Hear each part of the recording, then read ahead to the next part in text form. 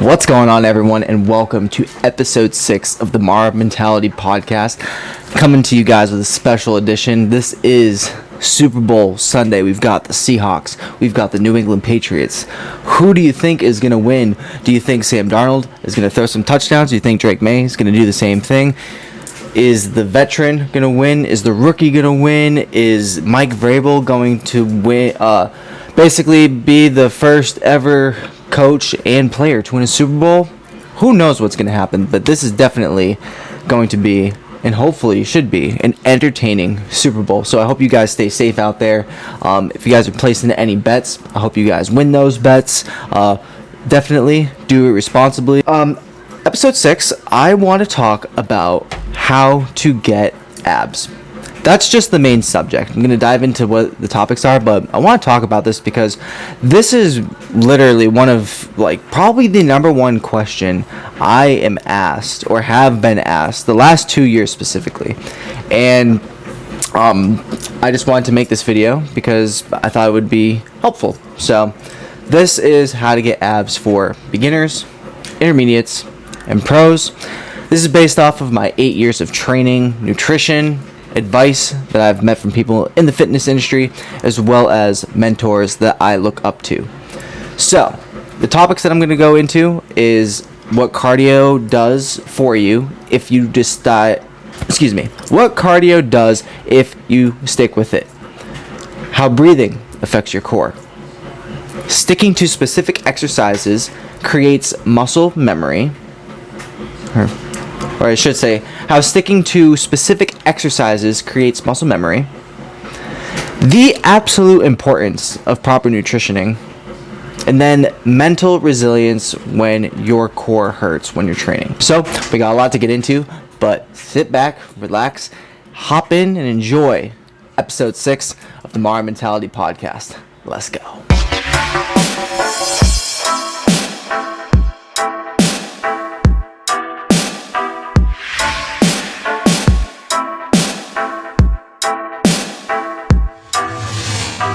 So what exactly does cardio do if you stick with it? Well, a lot of things. Builds mental resilience. It flattens down your stomach. It builds a faster metabolism.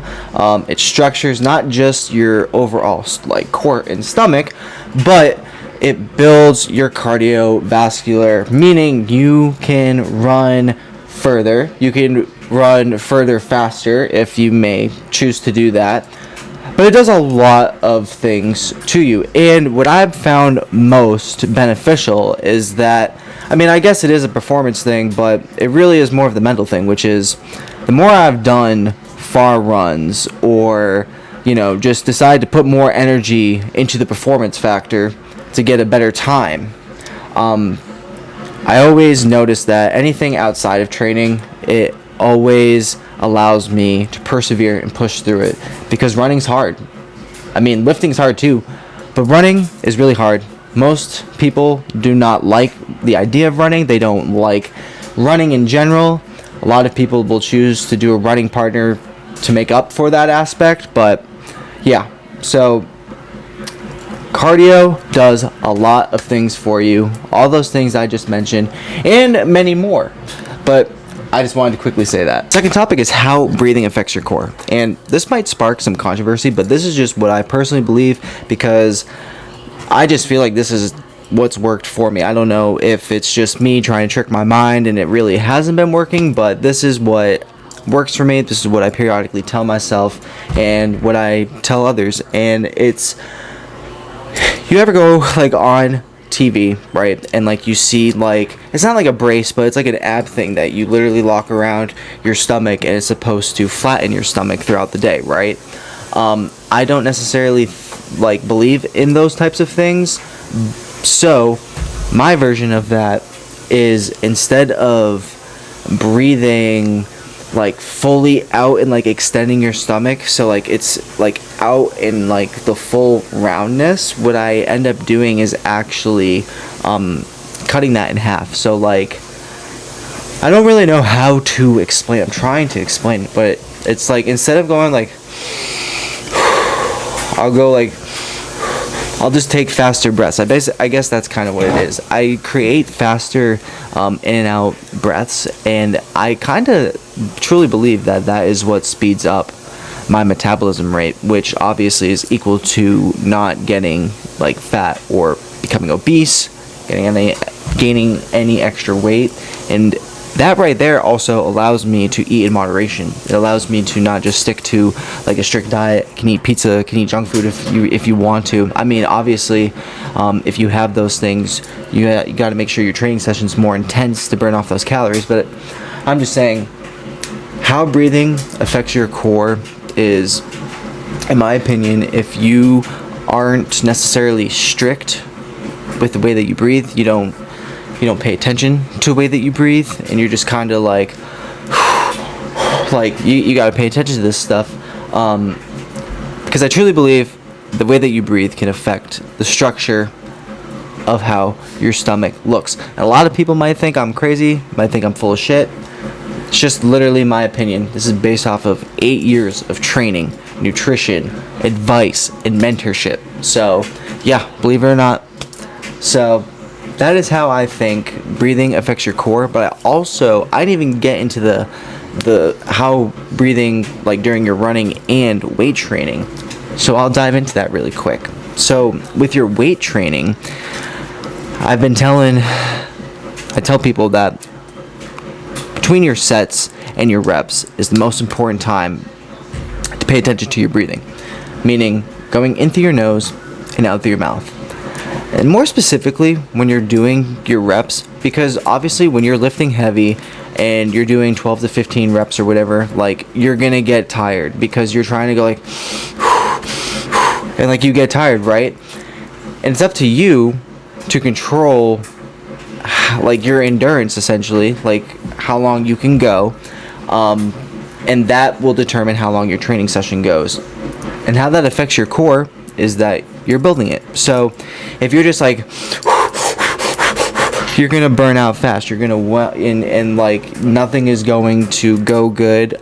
Your core actually, it's going in and out very fast. So like if you had food or something like that, you could get sick. There could be a lot of long-term effects after that. But if you take the time to actually like control your breathing and like feel your stomach actually tighten up, that's also building your abs. That's how it affects your core.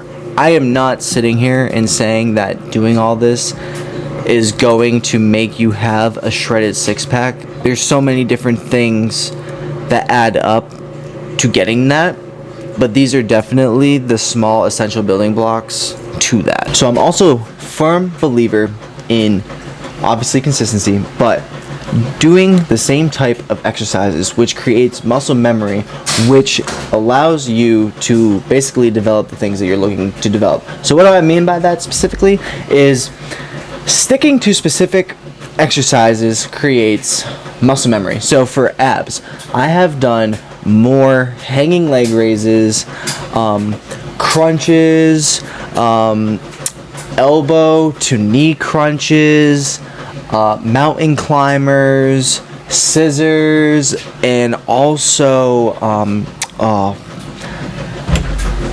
I don't know the name of this. I always struggle with it, but it's basically when you take a small straight bar, or it can be an easy bar, right, and you fully extend it with your arm, and you move it by using your core. So what I mean is you stand up and you don't move your legs at all, and you literally just engage with your core, keeping your arms straight, and you go, but you literally go from the right side to the middle or the left side to the middle, depending on which side you're working on. And I have found that by doing that, you're working out each side of your core, and that's dope. It really why is it dope? Because it emphasizes the sides of your stomach. And if you pay attention or have been following the person that I've been training's progress on the progress call specific videos, I really emphasize on the side angles, his stomach, and how it's defined. And that exercise right there will help that. Now, I've chosen to do all these specific exercises because it's what works for me. I've noticed that when I go and do these after a while of not doing them, my core very quickly reactivates, re-engages, and the muscle memory, it reactivates. And that's why, compared to doing something completely like new, essentially for the first time, you also gain that confidence. It's really a mental thing, honestly, because you're like, holy shit, I still got this. It's okay. It doesn't matter if I took a week off, 2 weeks off, a whole month. I still got this. And I think it's really important to keep in mind that I would do these exercises after I did a run. We're talking 3.5 miles, 5 miles, sometimes 7.2 to 8 miles. It really depended on what I was training for or how I was feeling. Anytime I've decided to run, it's always been a minimum of 3 miles. I don't like to do anything less than that, just because personally, I know my own expectations and standards, and 3 miles is the bare minimum I will do.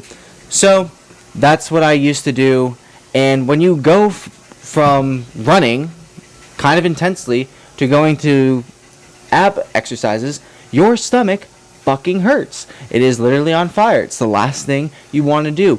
Anyone that's played football the old school way, literally coaches stand in the middle, everybody goes in a circle, and you lay down and you just lift your legs and you keep your hands by your sides and you literally keep your legs up. It doesn't matter if you're, moving them or not. Point is, it sucks, but it's to build your endurance with your core, to tighten up your stomach, to make sure when that fourth quarter hits, you can still do the job. When you are at a distance that you need to get all the way back to point A, you can do that because your life depends on it. And yes, I'm saying your life because we are training for life. We're not necessarily training for an obstacle race or a marathon or anything like that. Here, we are training for life. And I can just tell you that hanging leg raises and specifically doing ab crunches, the elbow to knee, and like literally going from right elbow to left knee, left elbow to right knee, and doing that little twist has literally helped define and shape my abs. I will add too, the more I've done it, the more I've actually added like a plate. So like a 25-pound plate I've done. A 45-pound plate is a little bit harder, and I only say that because it's a little bit harder to control. And with this, you want to have speed with control. And I think a 25-pound weight is a perfect weight to do a faster type motion with having control as well as your breathing. And if you were to just do a 45-pound, you're going to be like, and like right there, you're not even halfway done the initial exercise and you're already going to hurt yourself. So hanging leg raises, I just feel like builds your entire core as a whole. And if you're doing it with your shirt off, you can literally see which abs, like 1, 2, 3 or 4, are being worked, and maybe your lower 2 aren't being worked. You can just see which ones need more work than the others, and that's totally okay. It's totally normal. And I've just noticed that also, like, there's different versions of hanging leg raises that you can do. You don't just have to have both your feet go up at once. Like, I alternate. I'll do I'll just have my knees come up to like either like my waist originally or like my chest, depending on how high I want to go, and I'll do 5 reps of that, and then I'll specifically go to the left side. What do I mean by that? I will either bring my knees up a little bit and get a little bit of like a crunch and bring it to the left, or I'll literally bring both my legs straight up and to the left and to the right.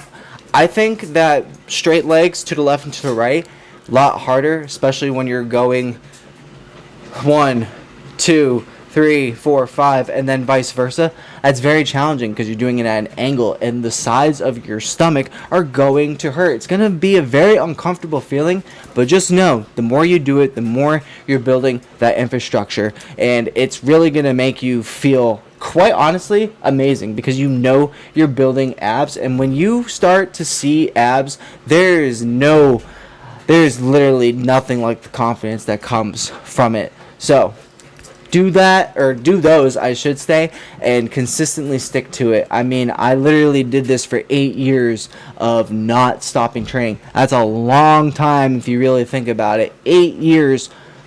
8 years. Just think about that. So now, the absolute importance of proper nutritioning. Now, I understand a lot of people can have their own opinions and different opinions about this. You should be eating this, you should be eating that. All I'm going to say is there's foods that work for me that make me perform at a completely different level than there are other foods. And I'm sure you probably come across the same stuff. For me, red meat. I always talk about red meat. I don't know why, but it just works for me. We're talking top sirloin, steak in general, but like top sirloin. We're talking T-bone.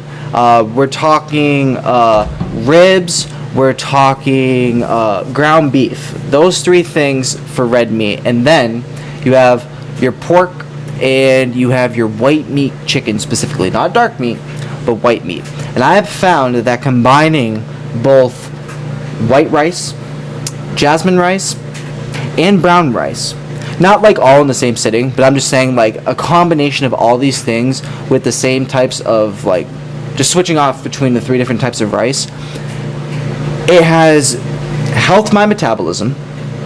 It has made me perform at least for my own personal performance stats, elite levels that I've never done before. It makes me feel the highest type of energy that I've felt naturally. The clarity that my mind has is just great. I'm able to focus. I'm able to feel good about what I'm doing, have the confidence to know that, you know, what I'm doing is going to work eventually. And I just wanted to share this because compared to eating foods that make you feel bloated, processed foods that make you have acne or oily skin, foods that basically make your stomach blow or your ass decide to have gas when you're in the movie theater. And these are all things that add up. They can lead to you having confidence in public or not having confidence in public. It can be the difference between walking up to that person you want to get's number or ask them on a date. All these different things. And of course, yes, it affects the way that you train. So, nutrition is an absolute importance. Going to the grocery store, setting a budget, it doesn't even have to be a budget, but literally just making sure you take the time to select the foods that work for you, that you know truly work for you in the right ways. That's what I'm talking about.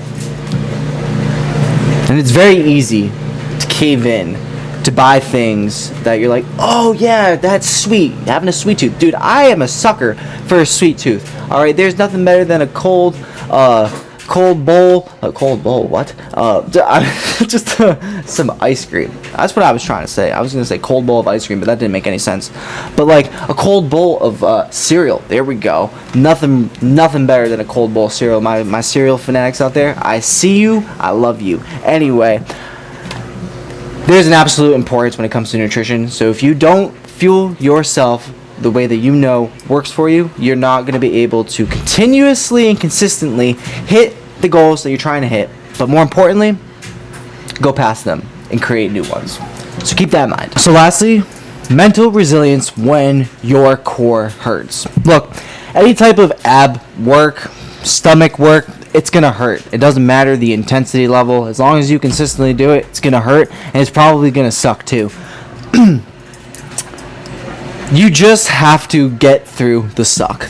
It's a mental thing.